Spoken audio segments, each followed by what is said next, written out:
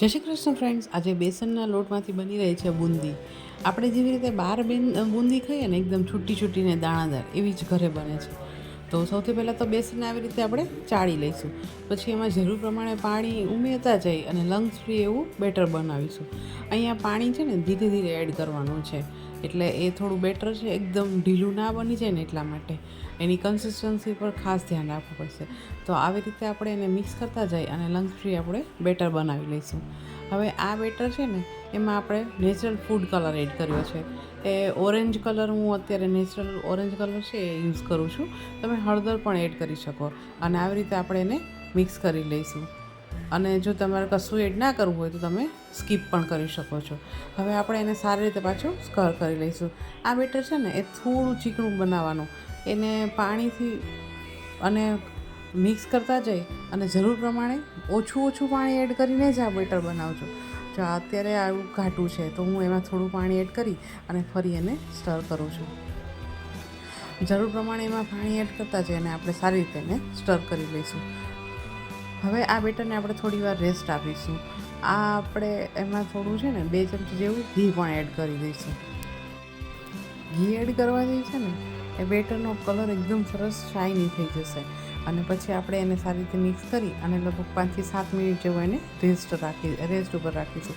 ત્યાં સુધીમાં આપણે મીનવેલ છે ને ચાસણી બનાવી લઈશું. તમે જોઈ શકો છો કે જેવું બેટરમાં ઘી પડે છે ને એવું આખું એની સરસ મજાનું એનું ટેક્સચર, અને તમે જોઈ શકો છો કે જેવું આપણે ઘી એડ કર્યું ને એવું આપણું બેટર એકદમ મસ્ત ક્રીમી ટેક્સચરવાળું થઈ ગયું છે. હવે આપણે એને 10 મિનિટ માટે રેસ્ટ ઉપર રાખીશું અને સાથે ચાસણી બનાવી લઈશું. હવે આપણે ખાંડની ચાસણી બનાવીશું. અહીંયા મેં ખાંડ લીધી છે, એમાં એને આપણે એટલું પાણી એડ કરીશું જેથી એ બધી ખાંડ ડૂબી જાય. હવે આ ચાસણી છે ને એ કોઈ તારવાળી નથી બનાવવાની, પણ એને આપણે ચીપચીપી થાય ને ત્યાં સુધી બનાવવાની છે. અને ખાંડ સંપૂર્ણપણે ઓગળી જાય અને ત્યાર પછી 4 થી 5 બોઇલ લેશો ને તો એ સરસ મજાની એવી ચીપચીપી, લગભગ અડધા તર કરતાં પણ ઓછી રહે ને એવી ચાસણી આપણે બનાવવાની છે. હવે આપણી ચાસણી બને છે ને ત્યાં સુધીમાં આપણે આ બેટર આપણે સારી રીતે ઉપર મિક્સ કરી લઈશું. અને આપણું બેટર રેડી છે અને હવે આપણી ચાસણી પણ ઓલમોસ્ટ બની જવા આવી છે. બેટરને રેસ્ટ આપો ને તો આ રીતે વચ્ચે વચ્ચે થોડી વાર સ્ટર કરી અને રાખી દઈશું. હવે આપણે આ જે ચાસણી બની જાય ને ત્યાર પછી એમાં આપણે ઇલાયચીનો પાવડર અને કેસર એડ કરી દઈશું. અને તમે તમારા ટેસ્ટ પ્રમાણે એમાં જાયફળ પણ એડ કરી શકો છો. અત્યારે હું ઇલાયચીનો પાવડર અને સાથે એમાં કેસર એડ કરું છું. તો આ ચાસણીમાં જો તમે આવી રીતે વધારે થોડી કડક ચાસણી લેશો ને તો તમારી બુંદી છે ને એ થોડી હાર્ડ થઈ જશે. અને જો સાવ ઢીલી ચાસણી હશે ને તો બુંદી એની અંદર પીગળી જશે. માટે ચાસણી છે ને થોડી કન્સિસ્ટન્સી એની ખાસ ધ્યાન રાખવું. અને સારી રીતે આપણે એને મિક્સ કરતા જઈ અને લગભગ અડધા તાર જેટલી ચાસણી બને ને ત્યાં સુધી આપણે રાખીશું. તમે અડો ને તો તમને તેલ જેવું ચીપચીપી ફિલિંગ આવવી જોઈએ. ત્યાં સુધી આપણે ચીકણી બને ને ત્યાં સુધી આપણે ચાસણી કરી દઈશું. તમારે આવી રીતે એને જો પકડી અને તમે અડો ને તો એ ચીપચીપી લાગશે તમને, ત્યાં સુધી તમારે એને કરવાની છે. તો હવે આપણી ચાસણી રેડી થઈ ગઈ છે.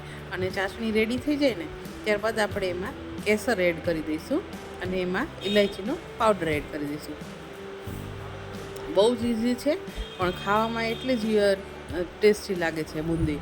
તો જો તમને પણ બુંદી ભાવે છે કે નહીં એ જરૂરથી જણાવજો. અને આ સિવાય તમે કેવી રીતે બનાવજો ને એ પણ જરૂરથી જણાવજો. હવે આ આપણી આ સ્ટેજ ઉપર આપણે એમાં ઇલાયચીનો પાવડર અને આપણે કેસર એડ કરી દઈએ છીએ અને 2 મિનિટ જેવું સ્ટર કરી અને પછી આપણે બુંદીની તૈયારી કરીએ. હવે બુંદીનું જે બેટર છે ને એમાં આપણે પિંચ ઓફ જેટલા સોડા એડ કરી અને સારી રીતે આપણે એને એકવાર મિક્સ કરી લઈશું. અને ત્યાં સુધીમાં આપણું તેલ છે ને સારી રીતે ગરમ થઈ જશે. હવે આપણે એને આપણું જે તેલ છે ગરમ થઈ જાય ને પછી આપણે જે ખમણી કહીએ અથવા તો છીણી કહીએ એની મદદથી આપણે આજે બુંદી પાડીશું. હવે આપણું બેટર એકદમ સરસ, વધારે પડતું ટાઈટ પણ નહીં અને ઢીલું પણ નહીં એવું રાખીશું કે જેથી બુંદી છે ને એ ગોળ પડે. હવે આપણે ખમણી છે ને સ્ટેબલ રાખવાની છે અને એના ઉપર આપણે બેટર એડ કરતા જઈ અને બુંદી એની જાતે જ પડવા દેવાની છે. આપણે એને ખમણીને હલાવવાની નથી, જેથી એકદમ સરસ મજાની ગોળ બુંદી બનશે. આપણું તેલ આવી ગયું છે. હવે આવી રીતે આપણે બેટર એડ કરતા જઈશું અને બુંદી પડવા દઈશું. તમે જોઈ શકો છો એકદમ સરસ ગોળ ગોળ બુંદી પડી રહી છે. જે મારી આ વધારાનું બેટર હોય ને એને એમાં ને એમાં રહેવા દેવાનું. એના માટે એને આપણે હલાવવાનું નથી અને એની ઉપર વધારાનું બેટર એડ કરતા છે અને એની જાતે જ એને પડવા દેવાની છે. તો સરસ મજાની એવી ગોળ ગોળ બુંદીઓ પડશે. આવી રીતે આપણે એને રહેવા દઈશું અને આવી રીતે બધી બુંદીઓ આપણે પાડી લઈશું. તમે જોઈ શકો છો બેટર જો તમને જાડું લાગે ને તો થોડું એવું પાણી એડ કરીને તમે જો આવી કંઈ કન્સિસ્ટન્સીનું હશે ને તો તમારી બધી જ બુંદીઓ ફટાફટ પડી જશે. તમે આપણે એને હલાવવાનું નથી અને એમ જ રાખવાનું છે. એના ઉપર બેટર એડ કરતા જવાનું. વધારાનું બેટર હોય એને સ્પેચ્યુલાની મદદથી આપણે ફરી એડ કરી અને સાફ કરી દઈશું. તો તમે જોઈ શકો છો એકસાથે બહુ બધી બુંદી પડી અને સરસ મજાની એવી આપણી બુંદી રેડી થઈ જશે. જો તમે જોઈ શકો એકદમ સરસ ગોળ એવી આપણી બુંદીઓ રેડી થઈ ગઈ છે. હવે વધારાનું બેટર છે ને એને આપણે ફરીથી બેટરમાં એડ કરી દઈશું અને ખમણીને પાછી ક્લીન કરી અને બીજું બેચ આવી રીતે રેડી કરી દઈશું. અને આપણી બુંદી છે ને સરસ મજાની ક્રિસ્પી થઈ જાય ને ત્યાં સુધી આપણે એને ફ્રાય કરવાની છે. અને જ્યારે ક્રિસ્પી થઈ જાય ને ત્યાર પછી જો તમારે મસાલો નાખીને ખાવો હોય ને તો પણ ખાઈ શકો અને સાથે જો ચાસણીમાં નાખો ને તો સરસ મજાની છૂટી છૂટી બુંદી રેડી થઈ જશે. હવે આપણી બુંદી ઓલમોસ્ટ ફ્રાય થઈ ગઈ છે. હવે આપણે એને ગરમ ગરમ ચાસણીમાં એડ કરી દઈશું અને બને ત્યાં સુધી બધું જ તેલ નીકાળી અને પછી આપણે એને ચાસણીમાં એડ કરી દઈશું. તમે જોઈ શકો છો કે હવે આપણું તેલ સંપૂર્ણ નીકળી ગયું છે અને હવે આપણે એ ગરમ ગરમ બુંદી છે એ ગરમ ગરમ ચાસણીમાં આપણે એડ કરી દઈશું. હવે આપણે બુંદીમાંથી બધું જ ઓઇલ નીકળી જાય ને રીતે આપણે એને નિતારી અને પછી એને ગરમ ચાસણીમાં એડ કરી દઈશું. બધી જ બુંદીને આવી રીતે આપણે ફ્રાય કરી ચાસણીમાં એડ કરી લગભગ 2 થી 3 મિનિટ માટે ચાસણીમાં બહુ દોડી અને પછી આપણે એને ઝારાની મદદથી આપણે કાઢી લઈશું. અને જ્યારે બુંદી બનાવીએ ને ત્યારે શું કરવાનું, જે એક્સ્ટ્રા બેટર હોય ને એને આવી રીતે બહાર લઈ લેવાનું અને પછી બુંદી મૂકશો ને તો એમાં તો આપણી બુંદીઓ સરસ મજાની ગોળ બનશે.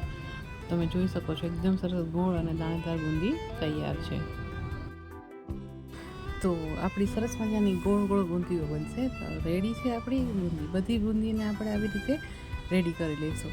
હવે એક પેનમાં થોડું ઘી ગરમ મૂકી અને એમાં આપણે કાજુ ફ્રાય કરી લઈશું. તમે કાજુ સિવાય જો બીજા ડ્રાયફ્રૂટ ઈચ્છો તો એ પણ એડ કરી શકો. મેં અત્યારે કાજુ એડ કરેલા છે.